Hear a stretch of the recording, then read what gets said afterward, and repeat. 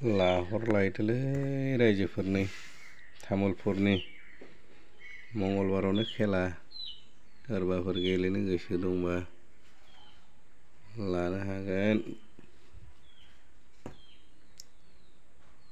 बर'फोरनि खेलासो बाथौनि नेनाय।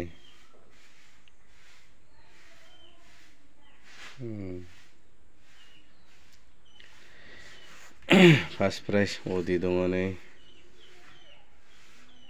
सेकेन्डआव महेन्द्र थार, 3 नाम्बाराव Maruti Suzuki, 4 number Maruti Suzuki Baleno, Hyundai Exter, Maruti Suzuki Wagon आर,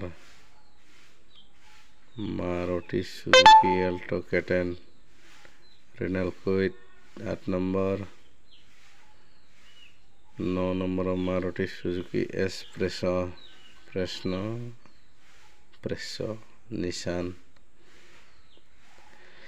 टाटा पांच 11 नंबराव जोबोद फेमास गारि,